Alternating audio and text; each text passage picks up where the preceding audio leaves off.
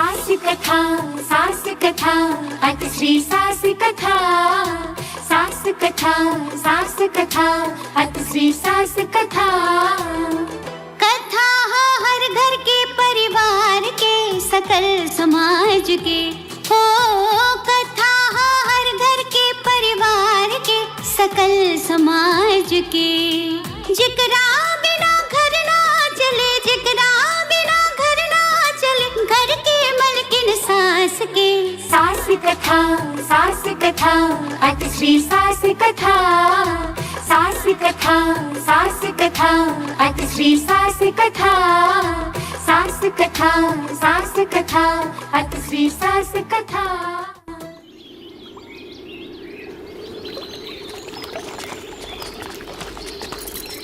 Husband जी। हाँ बीबी जी। यहाँ दूर दूर तक कुछ दिखाई नहीं खे देत। अरे तो 10 बार तो फोन कर देले बानी, अब हम का करी? उतना फोन कैले के बाद भी न भैया आइल बारे न भतीजवा आइल। हाँ लवर जी। जी सनम जी। जब केहू आइले नहीं खे ई सब सामान रहुए लेके घरे चली। हाँ तो जाहे के बन पड़ी। ई बेगवा बड़ा भारी बा, एमे चक्कू लगल बा गुरकाली का। हाँ महंगा के बेग बा, चक्का टूट गल ता। 1 नंबर के बाद चक्का टूट सकेला। देख हमू ले बानी, तू ठीक कहता रू। चलो चलो। हाँ चलो। ए देख दीदी हुआ चली। देख बेगवा बड़ा भारी बा। कितना बढ़िया सीन बा। वाओ। आई देखो। ए छोटे। हाँ भैया। समझमा बहुत भारी बा का? हाँ भैया भारी तो बा, लेकिन खींच खाच के झेल लेबे। हाँ। तो तनिका सा झुक। क्या करो? हाय संभाल। अरे बाप रे बाप, भैया ये तो बहुत भारी बा। अच्छा ठीक बा, हम गिर जाए। हम ही रख लेता नहीं। सेल्फी ले बतिया। आए हबी जी। हाँ बीबी जी। हम भी चल जाए। आगे जी। आइए ना एगो रील बनाते हैं। हाँ, ए भौजी आई ना। ई गांव बा, लोग देखी तो इज्जत खराब हो जाए। ना यहाँ एगो गांव बा ना एको गो लोग, कहाँ कोनो दिखाता। गुड। तार भौजी ठीक कहता रही। कहाँ कोई बा? बना ला। हाँ। अच्छा लेकिन बीबी जी। हाँ। रीलवा में माथा पर तहार दुल्हा के इतना वजन देखी तो हंसी नहीं उड़ाई, तहरे नु हंसी उड़ाई। हाँ। अरे कुली नंबर 1 फिल्म ना देखनी है का? ऐसे ही बनाई रीलवा। हाँ बनाई। हाँ। हमें दोनों साथ में आई। हाँ का। बना। आई। हाँ।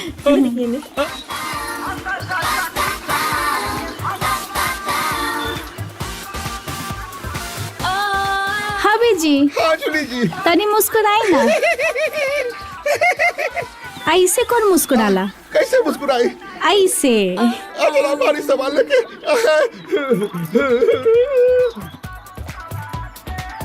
रउआ का अलग से कहे के पड़ी का हंसेला। भाई समाने की हंसी।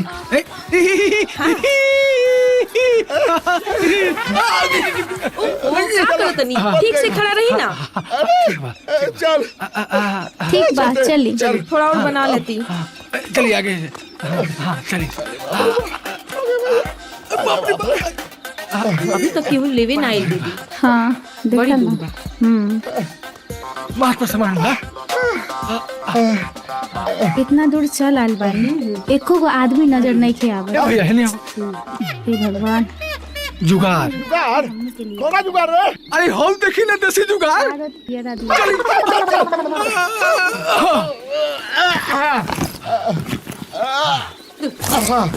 रील बनावल जाओ। पानी मिला ना। रील बराबर। ए छोटे। हाँ भैया।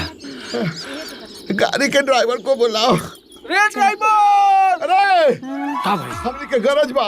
अच्छा। एगो काम कर, ड्राइवर के पीछे साहब लगा के बुलाओ। ड्राइवर साहब। जी साहब ड्राइवर जी। तेल लगावे खातिर कहनी। हाँ घी ना, घी बहुत महंगा बा। जब साहब लगाइए देले तब पीछे इतना लंबा जी लगावे का जरूरत रहे? साहब कह के बुलाओ। ठीक बा। ड्राइवर साहब जी। ए आवतानी।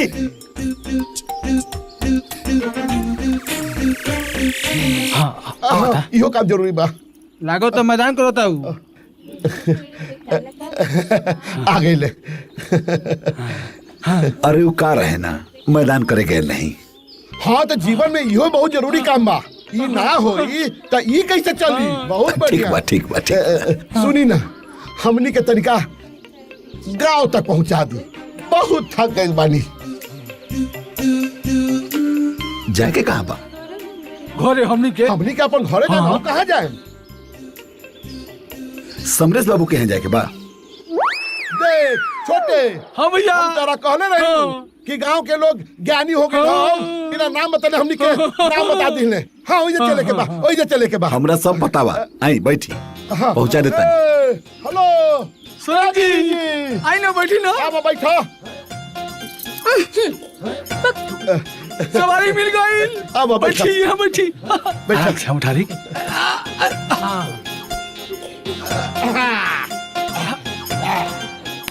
भैया हाँ ये गाना गाई।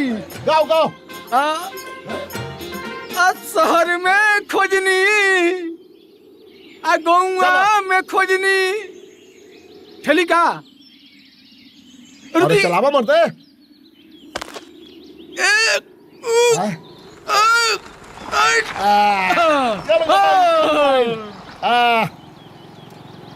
अरे रउआ हमरा नहीं जानत, लेकिन हम रउआ सबके जानत नहीं। हमर नाम हो लंगा। सारा गांव हमके लंगवा कहता। अरे लॉकडाउन के खातिर हमर चोरी चीना छोरी के धंधा बंद हो, तब से नया धंधा स्टार्ट केले बानी। मतलब कि तू पहले से चोर उचक्का रहला? अच्छा भइल कि तू धंधा बदल देला, ना तो अबले ठंडा पड़ गई रहता। बहुत अच्छा कैला। अब चला गांव घर के जरा समाचार बतावा। अरे गांव घर के का समाचार रही? सब ठीक बा। अरे 5 किलो फ्री अनाज मिलता, सब मस्ती में बा। भैया गांव के तो हो गई, अब हमारा घर के समाचार बताओ। हाँ अरे का बताए घर के समाचार भाई? अरे ऐसे ऐस बा। हाँ रउआ सब कमा के भेजते बानी। हाँ। यहाँ सब ऐस पर ऐस करत है। खेती पथारी बढ़ले बा। हाँ? एक काम करी, सब खेती पथारी के बटैया लगा दी, उससे ज्यादा पैसा मिली। सही कहा तानी लंगा। हम तो रोज समझावत बानी, लेकिन हमर हबी जी हमर कोनो बात सुनते नहीं खे। ई लोग के तो बस खाली पैसा भेजला से मतलब रहेला। पूरा परिवार के बैठल बैठल खाए के मिल ही जाता, तो खेती करके का होई? देखी ना, सब खेत परती पड़ल बा। भैया सुन लेनी। हाँ तो बहिरा थोड़े बनी, सब सुनतन। अब आगे नीनू सब खेत में हुंडे लग जाई। हमनी के पीछे यही खेला होता। हाँ भैया, अरे रउआ सबसे होशियार तो भौजिए बानी। हाँ आ गई आ गई। रुका रुका, अरे रोक दे मर दे। ए लंगटा, अरे रुको यार। हो गई। बाबूजी चाचा चाची आगे लोग। हाँ बस बस बस। अरे बाबू झाड़ू जाओ, आराम से। सब लोग आ गए थे। हाँ सामान उठाओ, प्रणाम सामान। चाची। खुश रहा। प्रणाम चाचा। खुश रहा। प्रणाम भैया। प्रणाम भैया। प्रणाम कर दिया। प्रणाम। ए लंगा, अरे पैसा लेके जाओ। पैसा दे दिले रही, ओकरा पूरा पैसा दे के भेजे रही तोहनी के लावे खातिर। वाह वाह वाह वाह वाह। बिना काम होखेले पहले ही पैसा रहुआ दे देले बानी। कुबेर भगवान बानी रहुआ, कुबेर भगवान। ए भैया एगो तो तुम्ही बाप बेटा हमके लेवे नहीं आलो, आ काम भेल ना पूरे पैसा दे देला। हाँ ढेर हरिचंद मत बना, बुझाई? हरिश्चंद्र के बात नहीं खे, घर में काम रह गई रहे, यही से भेज दे रही ओकरा के, समझ लो। हैं का भाई? का भाई? हैं? ए पूछे तेरे का भाई? हाँ उस आधा रास्ते पे होत रहे, आयल न रहे। हमने दोनों भाई के आधा रास्ता ले सामान माथ पर रख के ढोए के पड़ल। ए चाचा आधा काम कैले बना तो आधे पैसा पाई। ये लंगवा भेटाई ना ससुराल तो हम एकरा से 50% पैसा वापस ले लेम। ए चाचा हम ही आवेला रहनी है, पर यहाँ काम इतना नु बढ़ गइल कि हम ना आ पैनी। हाय देखा। अच्छा खैर छोड़ो लोग, चलो भीतर चलो लोग। चलो चलो चलो सब। ए चाची भीतर चलो।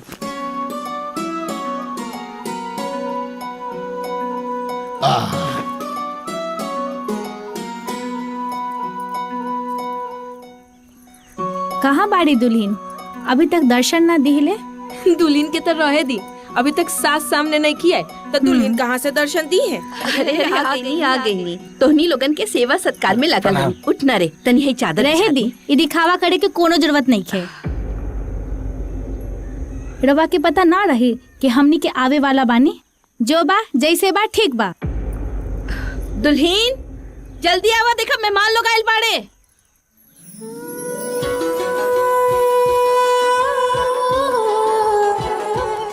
हम आवतानी। ए दीदी, ये तो बड़ा सुंदर बिया। चुप रह। इतना बस सुंदर रहे ना तो ये घर में का करत रही। प्रणाम। खुश रहा। खुश रहा खुश रहा। खुश रहा खुश रहा। खुश रहा खुश रहा। बतावा ई लॉकडाउन में हमनी के अपन घर के बियाह में ना अपनी जा। चांद जैसन सुंदर दुल्हन के दीदार 1 साल के बाद होता। ठीक कहा तरी दीदी।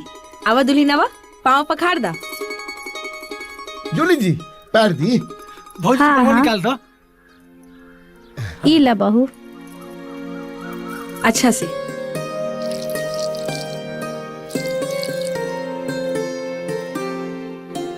प्रणाम चाचा जी, प्रणाम चाची जी। खुश रहा खुश ली रहा। जा, गुड़ पानी खाई पी जा। अरे बुचिया जी चाचा जी। हाई पानी या गुड़ लावे के क्या जरूरत रहे, डायरेक्ट खाने खिला दे हम तू। लोग को भूख लगा खाने से ठीक हुई। हाँ हाँ ठीक बा। रवा के ना खाए के तो ना खाई हबी जी, हमनी के तो खाई दी। ला बने हबी जी। हाँ जी। दा।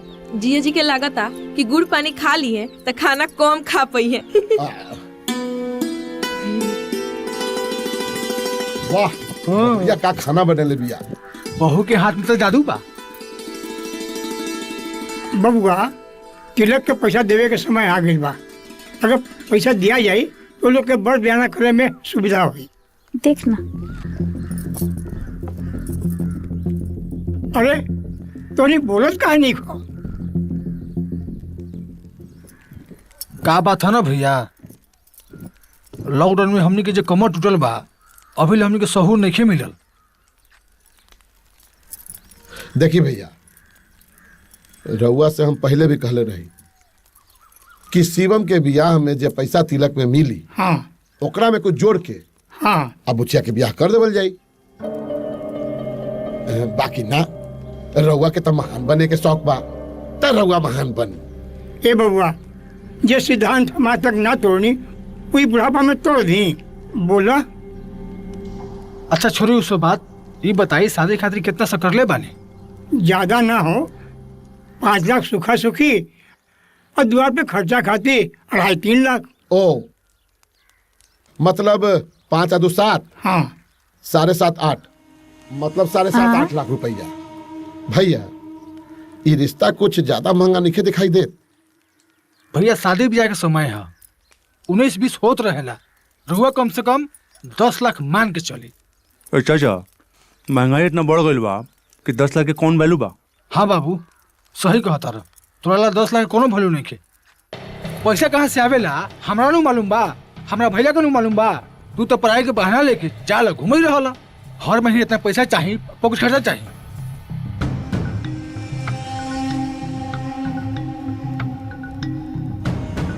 तोरा का मालूम पैसा कैसे आवेला? अरे चुप। भतीजवा के जादू बा हाथ में। अरे वो कोनो पेड़ में से जाके 10 गो पता तोड़ ली आ 1 गो पता 1 लाख रुपया बेच के और 10 लाख रुपया जमा कर ली। ऐसे बचवा जानत रे ये जे तहार चचा बारन न उ तहरा से ज्यादा उम्र के नहीं खान, 2 साल या 4 साल तहरा से ज्यादा बड़ा हुई है। बाकी देख ये उम्र में लखपति बन गई। 10 लाख रुपया बहुत बड़ा चीज नहीं खे।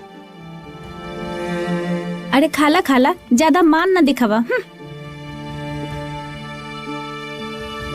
चलिए अब ठान लेने वाली तो रुआ पगड़ी के हमनी का मान रखो। बबुआ तोहनी जैसन लक्ष्मण या भरत जैसन भाई हो कि ओकर पगड़ी कैसे गिरी। रउआ टेंशन मत ली भैया, रउआ के पगड़ी गिरे ना दे। ए दीदी देख ना। हाँ देखना देखना हमरो गाना कितना वायरल हो गए। अरे ये निढ़ू दुढ़ू कहाँ गेल बारे? अरे कहाँ हुई है, बाप भाई लगे बैठ के अपन सुख दुख गावत हुई है। ये लोग के सुख दुख गायला से हमनी के कौन फायदा? हमनी के अपन पास से 5 लाख रुपया देवे के न पड़ी। दुल्हीन सारा काम उरिया गइल कि कुछ बाचल बा? ना माँ जी सब काम हो गई। कुछ बात कहे के हका? हाँ दुल्हीन तोहार दोनों चाचा ससुर बाड़े ना और दोनों चचिया सास, ओकरी के बहुत उपकार बा हमनी पे। और नेहा के बियाह बिना उहे लोगन की मदद से हो रहल बा। दुल्हीन वो लोग जितना दिन नीचा रही ना वो लोगन के विशेष ध्यान रखिया। हमने के कोनो चीज के कमी हो जाए ओकर चिंता मत करिया, बाकी रूह लोगन के सेवा पानी में कोनो कमी ना होके के चाहिए। ठीक बा माँ जी, रउआ चिंता ना करी, उनका सबके सेवा में कोई कमी ना हुई। दुल्हन, ऊ तोहार चचिया सास लोग ऊ शहर से आयल बाड़ी ना, थक गई होई। ऊ दोनों के मालिश कर दे पुका, तनी आराम मिल जाई। ठीक बा माँ जी, हम कर दे दी। ई दीदी लागत दुल्हन आवा तड़ी, तेल मालिश करे। गुड़ पसार जल्दी। आइयो दादा, आज बड़ा थक गेल बानी। आहा, सब चाची जी, दुखाता। हम आ गइल बानी रउआ के तेल मालिश करे खातिर। अरे वाह, ई ना कहाला कि दुख बतावे से पहले दुख बुझा जाला। लगा द तेल, लगा द लगावा बाबू। हम कहत रही ना रे दीदिया कि हमनी के दीदिया बिना बुद्धि आ भौसुर बैल बुद्धि बारे। बाकी देखा था कनिया कितना समझदार बाड़ी। दुल्हन खाली समझदारी नहीं की, सुंदर बाड़ी, संस्कारी बाड़ी, काम काज सेवा सत्कार सब में आगे बाड़ी। देखनी ना, हमनी के पाव पखाड़नी, चटकदार खाना खियाईनी, अब देखा पैर में मालिशो करताड़ी। हाँ रे दीदिया, ठीक कहत रे। बेचारी एक सवेरे से नौकरानी लिखा खटतारी। जाना तारू दुल्हीन, तोरा के देख के नइखे लागत कि तोहर पापा शौक से ये शादी कैले हुई हैं। तोहर देह के चिकनाई देख के लागता कि तू घर के कोनो काम ना करत होखबू। हाँ रे दीदिया, हमरो लागता बेचारी के बाबूजी लगे पैसा कौड़ी ना होई, तबे ना ई गोबर गणेश से बियाह कर देलन।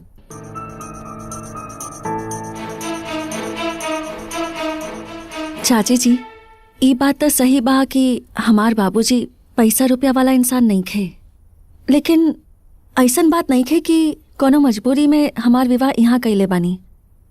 हम यहाँ बहुत खुश बानी, और काहे ना खुश रहब।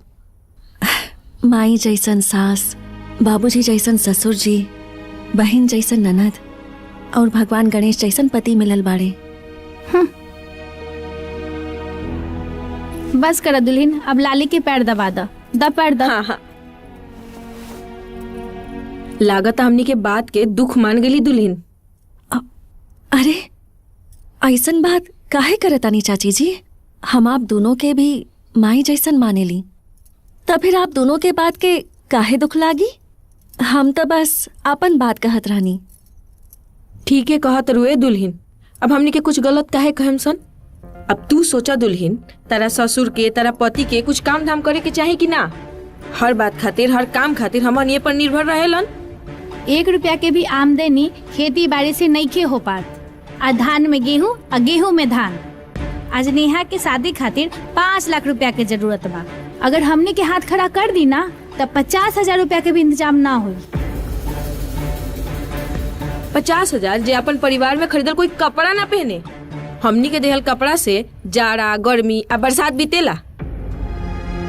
इ लोग के तब 5,000 के भी लाला पड़ जाई। आ ई बार तो हमनी के तोरा खातिर भी सुंदर कपड़ा लायल बनी दुल्हन, लेबू ना। अरे काहे ना चाची जी, हम जरूर लेब। ई ना बात भइल। आ सुना, हमनी के जितना दिन बानी जा, एक से एक बढ़ के चटक खाना खियावा। ठीक बा, अब जा दुल्हन, तू आराम कर जा। ठीक बा, रवा लोग सूत जाई।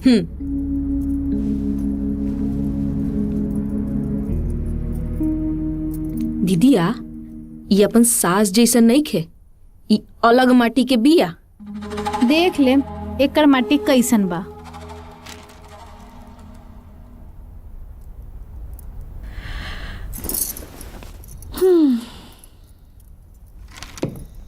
आ गई लू, हो गई चाची लोग के सेवा सत्कार। हाँ हो गई, अब रवा भी चली, तेल मालिश कर दी, फिर सूतल जाई। अरे नाना, ऐसे भी तू दिन भर बहुत काम कैले बाड़ू, थक गई लोगबू। तू जा जाके चेंज करो, हम थोड़ा देर और ही पढ़ाई करके आवता नहीं। एगो बात कही। बोला ना। ए बार रउआ इतना मेहनत करी कि रउआ के जॉब हो जाए। करत त बानी, हमरा भरोसा बा एबा जॉब पक्का होई। वैसे एक बात पूछी, तू इस सवाल अचानक काहे कैलू? ना बस ऐसे ही, हमने खुद पर निर्भर हो जाए तो अच्छा रही ना।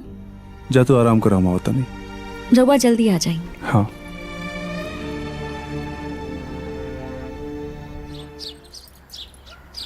छोटकी, ए मछिलकी, छोटकी आ गई ले ई नाश्ता कैले। ई कहा? ई चूड़ा दही ह। ई सब हमनी के ना खैला सन। अरे उ ना दुल्हन रात में थक गई रहे, जल्दी ना उठ पैलस। अब उठी ना तो बना दे, तब ले खा लेना, भूखाइल होबे। ले खा ले। दुल्हनिया उठल नहीं खे, रउआ तो उठल रही ना, रउआ बना देती। घर में गैस चूल्हा बा, हमनी के आइला सन त माटी के चूल्हा फुकाए लागेला। इतना दिखावा करे के जरूरत नहीं खे।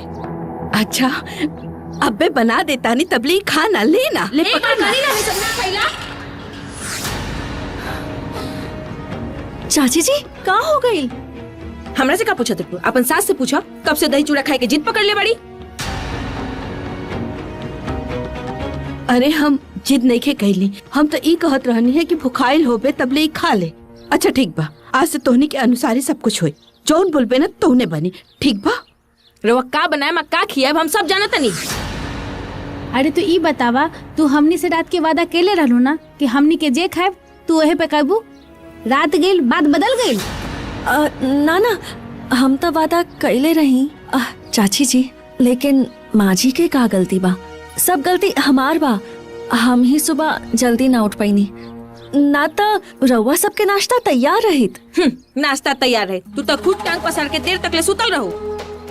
का डींग हकले रहो, चाची के सेवा करे, चाची के बढ़िया बढ़िया चटकदार खाना खियाए। तू उन्हें टांग पसार के सुतल बारू, एने तार सास चावल दाल बचावे के दिमाग लगावा तरी। अरे कुछ नहीं के बचावल चाहता नहीं, एक काम कर, तोहनी लोग थोड़ा रुक ना। रह दा, हम सब अलग बना के हमनी के खा लेम सन। अरे कैसन बात करत हारू? घर में बियाह बा और घर में तू चूल्हा करबू?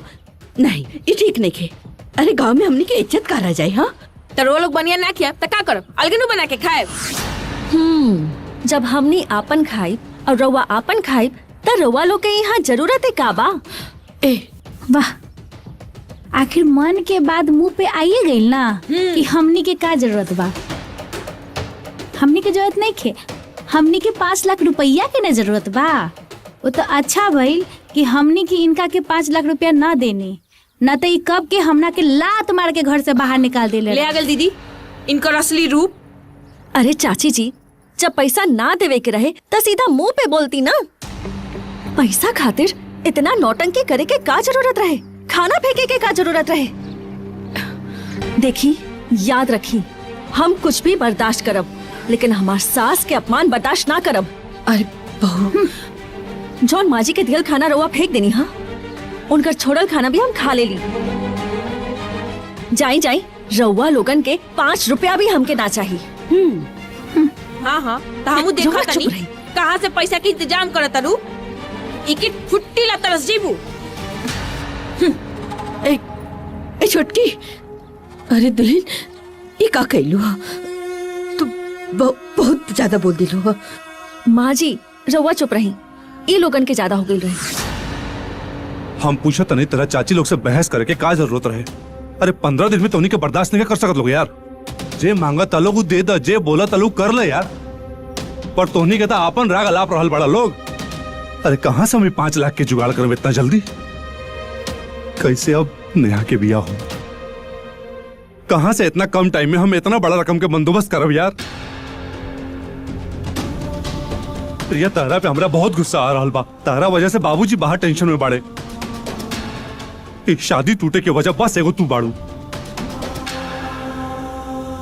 अब हम कौना मुंह से जब चाचा चाची के पास पैसा मांगेला? तू प्रिया बहुत बड़ा गलती कर दिले बाड़ू।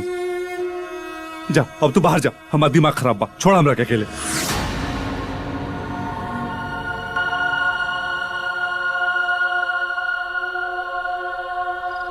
बाबूजी, रउआ टेंशन ना ली, जे किस्मत में होई उहे होई। ए माई, समझाओ ना बाबूजी के। नेहा बिल्कुल सही कह दिया शिवम के बाबूजी।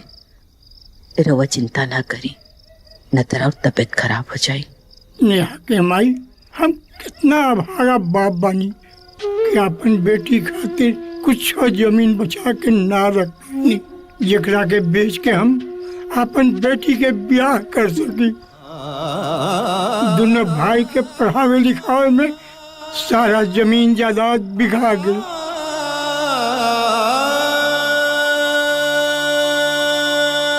बहुत मजबूर बनी नेहा के माई, हम बहुत मजबूर बानी। अपना बच्चा सब खातिर हम बहुत गुनाहगार बानी।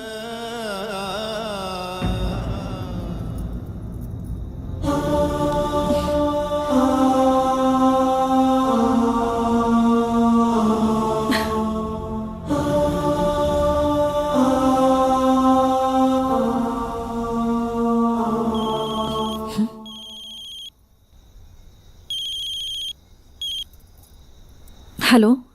हाय प्री, how are you? Hey Bindu, I am good. तुम कैसी हो? अरे क्या हुआ तुम्हें? गुड तो नहीं लग रही। ओ हाँ हाँ, सॉरी सॉरी। हे डॉट। हाँ अब मूड में आई ना। What happened?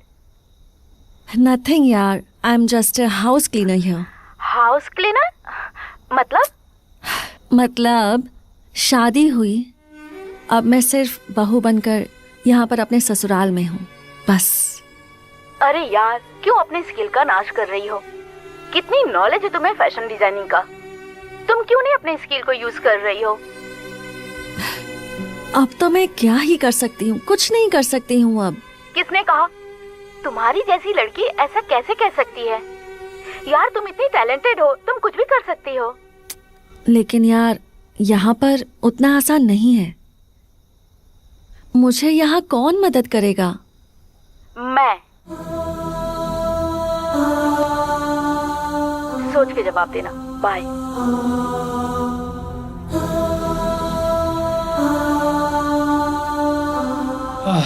ए जूली जी, अरे गुस्सा के थू कर दी।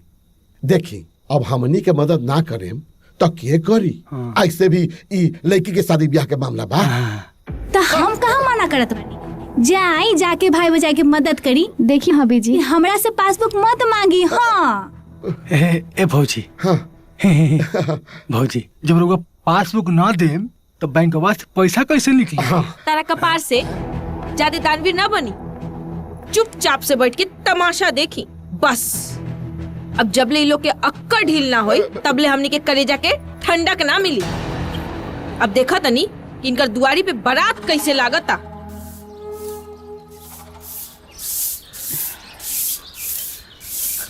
माई, ए माई, माई प्रिया घर में नहीं थी?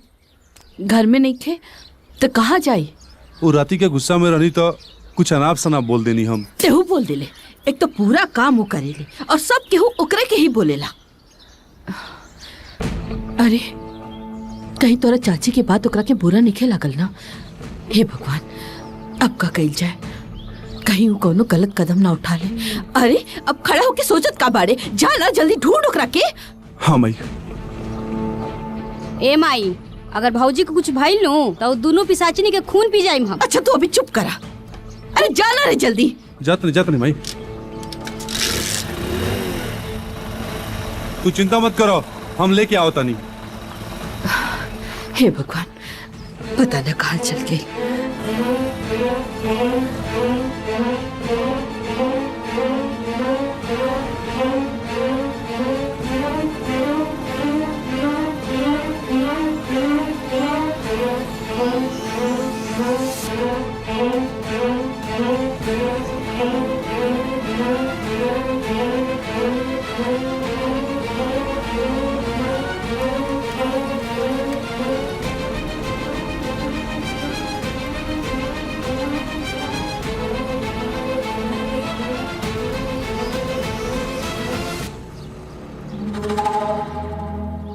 का बात बारे दीदिया, आज पूरा घर सन्नाटा लागता।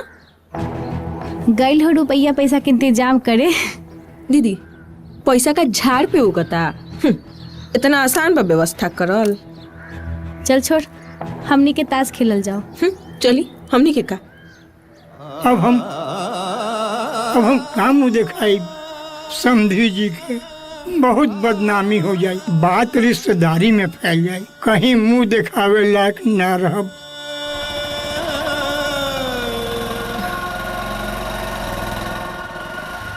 का भइल? प्रिया कहीं ना मिलनी। ना मिलल ना। तो ससुराली फोन लगावा।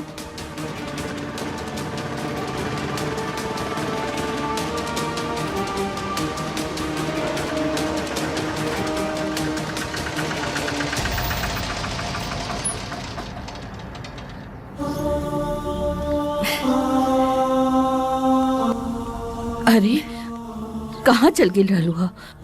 अरे मीटिंग करबा के सामान उतरबा लोग, जल्दी करिए, हमको कहीं और जाना है। हाँ अभी आती हूँ। चलो बेटा। कितना भाई? उठावा उठावा। अरे निकालो सामान। अरे निकालो। हाँ हाँ। आराम से पकड़।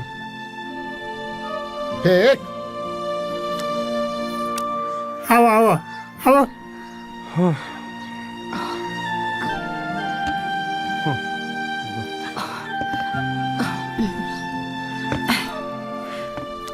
तू जीत गई। हाँ। ए दीदी चलो होने का होता का भाई? चल देखी का होता। कार दिखाओ।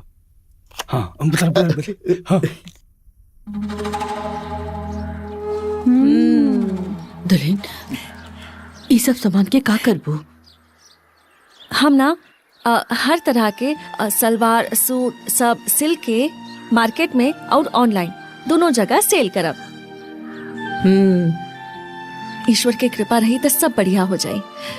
नेहा के भी शादी हो जाए। रउआ लोग ना बस हमरा पर विश्वास करी।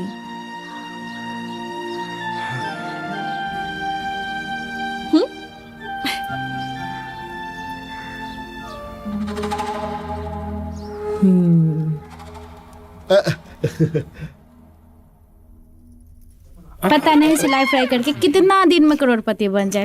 अरे छोड़ी ना दीदी, नया नया जोश बा, 2-4 दिन में ठंडा हो जाए।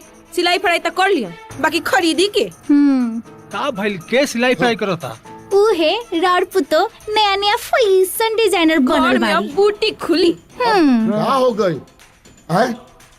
तू लोग अपन पैसा तो देवत नहीं खू। अगर वो लोग कुछ करके आ पैसा कमावे के चाहता तो ओकरो में आंख लगावत। हाँ भैया तो सही कहता रे। सुनी ना, लवर बानी तो लवर बन के नहीं, ज्यादा लबर लबर मत करी। ए बाबू हम कहाँ लबर लबर करता नहीं, हम तो तार पति नु बानी हो। त पति बानी नु त पति बन के रही, मालिक बनने के ज्यादा जरूरत नहीं खे। चली ई का पत्ता बदलते नहीं रहुआ। ना क्या कहला सा? चोर बानी दुनु। ना हम नहीं की। बाटी फिर से पत्ता बाटी।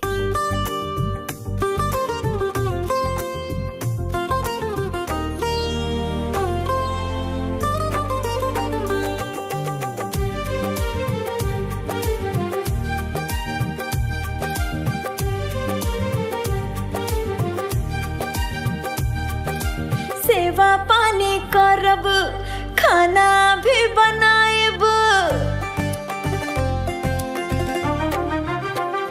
हाँ सेवा पानी करब, खाना भी बनाएब। अपने सास जैसन गोड़ा वो दबाएब। बाकी चचिया सास तोहनी के दाल ना गली।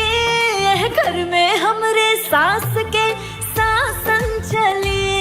एह घर में हमरे सास के शासन चले।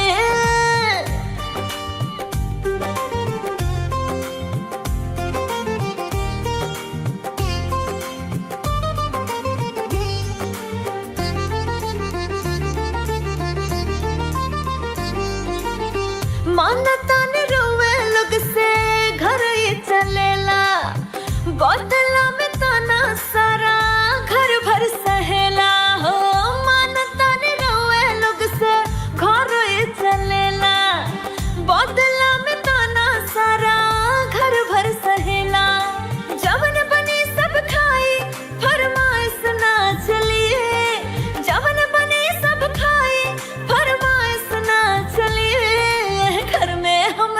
सास के शासन चली, एह घर में हमरा सास के शासन चली।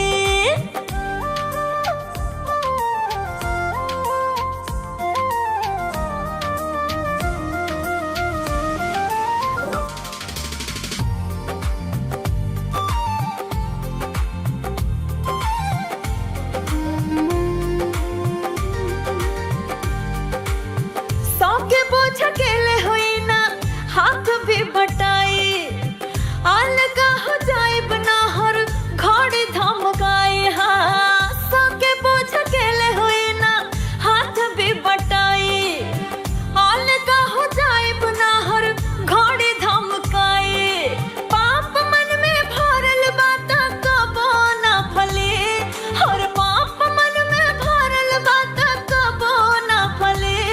एह घर में हमरे सास के शासन चली, एह घर में हमरे सास के शासन चली। बहू के काम कैसन चल रहा बा? दिन रात त मेहनत करत या अच्छा अच्छा लागल रहेले। अच्छा, उमे लाभ उभ होता? ई तो हमरा के नहीं पता। अब हमका बताई। तू दा हम ना तू दा ना चुप तू दे का भाई तू बाबूजी ई ली 2.5 लाख रुपया बेटी ले जाके बेटा वाला के दे दी और बोल दी कि सारा रकम विदाई तक मिल जाई। अरे बेटी, तू तो हमनी खातिर लक्ष्मी बन के आइल बाड़ी। अब हमार पगड़ी ना उछली। आज तो हमारा आँख खोल देलू और हम तरह से वादा करता नहीं, बहुत जल्द हम नौकरी पाके रहब, ताकि हमने के केहू के आगे दोबारा हाथ ना फैलावे के पड़े। ला एकरा के घर में पेटी में रख दो बढ़िया से। काल जाके हमनी बाप बेटा जाके समधी जी के पैसा दे आई।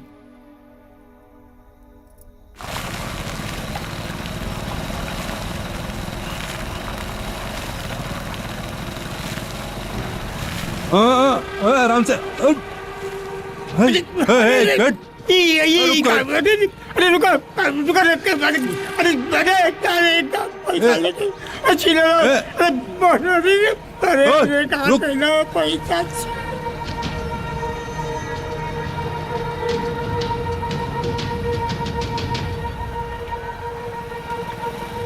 रुक,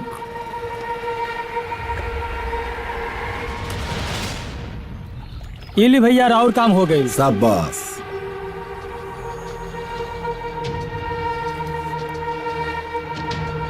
धरी अपन मजदूरी।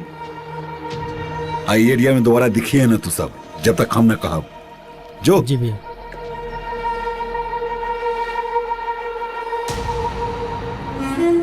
अरे कब नहीं है रुआ लोग, अभी तो आवाजो न देनी है।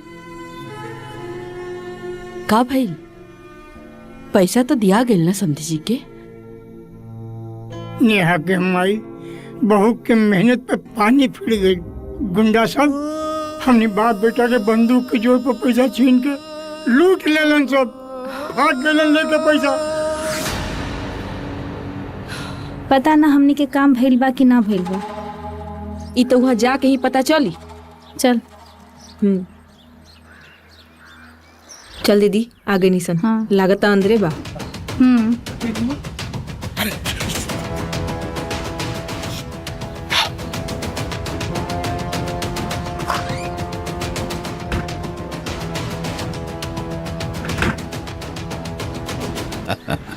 हैली भाभी लोग अपन हिस्सा आए। अही तरह हमरा पर ध्यान रखब ना तो हमार पुरान धंधा फिर से जिंदा हो जाए। आ सुनो, केहू के कानो कान खबर ना लगे के चाही कि हमनी के फोन करके तारा के कहले रही अपन घर के आदमी के लूटेला। निश्चिंत रही रहुआ। अरे नाम बा हमार लंगा, लेकिन बात ढके खातिर इतना लंबा लंबा चादर रखले बानी ना कि कभू उघार ना हुई। चल बहन चल। चली दीदी।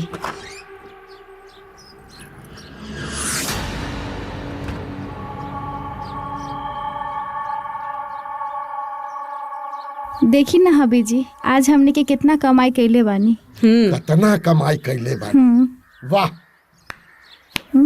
अरे चंडालिन, कमीनी, कुत्ती, तहरा तनिको शर्म नहीं खावत। ई कहे में कि तू पैसा कमेले बारू हैं? हमरा भाई या भतीजा के मरवा के ओकरे पैसा छिनवा देलू। ते का करी सन? तोनी जिसन भाई भतीजा के मदद करी सन। तोरा एक कतूत से तोरा में डाइन में का फर्क रहे रे? अरे छोटे, एहनी के थप्पड़ से ना सुनियन जा। डंटा, हाँ मिल गई। आज के बाद शकल मत दिखाइए, कहानी से रिश्ता खत्म।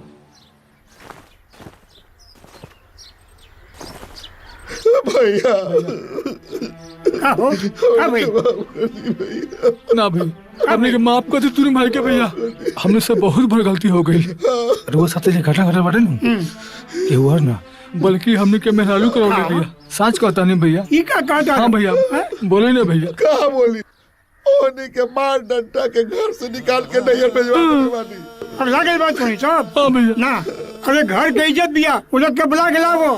ना ना ए भैया, जे बाप कहले बारे ना उनको ओहनी के वजह से जाबा। हम हाथ जोड़ा तनी ओहनी के बुलावे के जितना करे। ना भैया, हम बड़ बानी, हम माफी तोहर लोग के होई गई देव, जब ओकनी के बुला के ले आई बाई जा, समझ लो। क्या? ठीक बा, चलो ऊपर आओ, तोहनी हमर जान बालो। जान।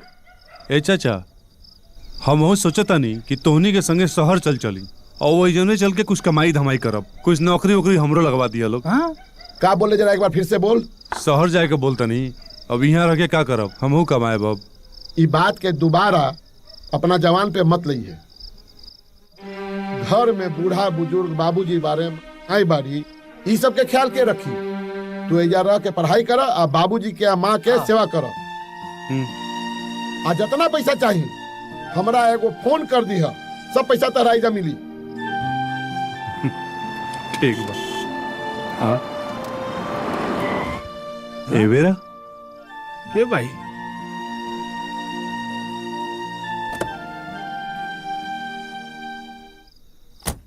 होखे वाला समझी जी बरन। आई आई, प्रणाम प्रणाम प्रणाम प्रणाम प्रणाम प्रणाम प्रणाम। आई बैठी, आई बैठी।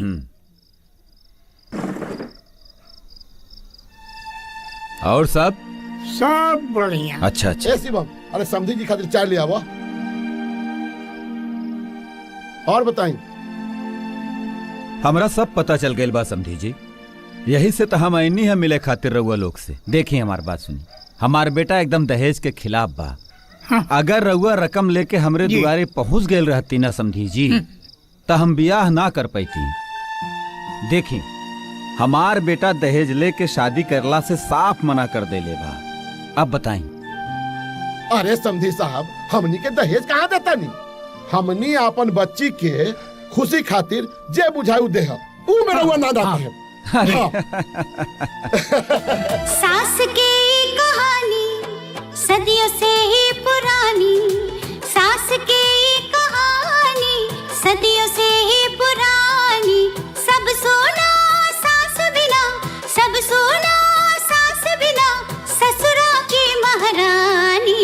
सास कथा अतिश्री सास कथा, सास कथा अतिश्री सास कथा।